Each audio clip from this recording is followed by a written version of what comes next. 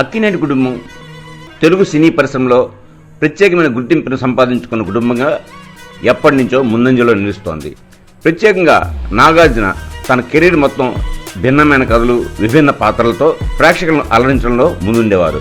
శివ నుంచి అన్నమయ్య, శ్రీరామదాస్ వరకు, మన్మధుడి నుంచి ఊపిరి వరకు ప్రతి దశలో ఆయన కొత్తదనాన్ని ఆహ్వానిస్తూ ముందుకు సాగారు. నాగార్జున తన కెరీర్లో అత్యంత ప్రతిష్టాత్మకమైన 100వ సినిమాను రూపొందిస్తున్న సంగతి తెలిసిందే. ఇక మరోవైపు నాగచైతన్య కూడా తన కెరీర్లో కొత్త దారులు అన్వేషిస్తూ ముందుకు సాగుతున్నాడు. ప్రస్తుతం ఆయన కార్తీక్ దండు దర్శకత్వంలో వృషకర్మ అనే అడ్వెంచర్ జానర్ చిత్రంలో నటిస్తున్నాడు. దీంతో ఆయన నటనలో మరో కొత్త వైవిధ్యం చూడబోతున్నామని అభిమానులు ఆశిస్తున్నారు. ఈ ఇద్దరు తమ పాత్రలతో బిజీగా ఉన్నప్పటికీ దర్శకుడు కళ్యాణ్ కృష్ణతో కలిసి ఒక ఆసక్తికరమైన చిత్రానికి సిద్ధమయ్యారు.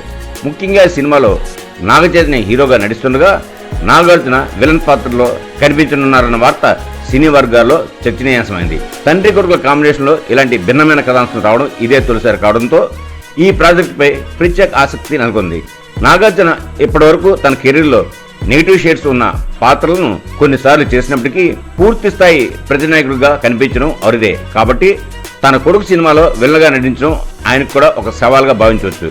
ఈ పాత్రలో ఆయన ఎలాంటి మానసిక సంఘర్షణలు, శక్తివంతమైన డైలాగులు, భావోద్వేగ ఘర్షణలను ప్రదర్శిస్తారో చూడాలి. ముఖ్యంగా తండ్రి కొడుకుల మధ్య సాగే సన్నివేశాలు ప్రేక్షకులకు భావోద్వేగ పరంగా ఎంతటి అనుభూతిని కలిగిస్తాయో అన్నది ఆసక్తికరంశం.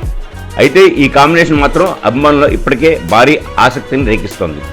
2027 సంక్రాంతి సందర్భంగా ఈ చిత్రం బాక్సాఫీస్ వద్ద ఎలాంటి సంచలనం సృష్టిస్తుందో చూడాలి. ఇంతటితో మా ఈ కథనం సమాప్తం. మా ఈ వీడియో మీకు నచ్చినట్టయితే లైక్ చేయండి, షేర్ చేయండి.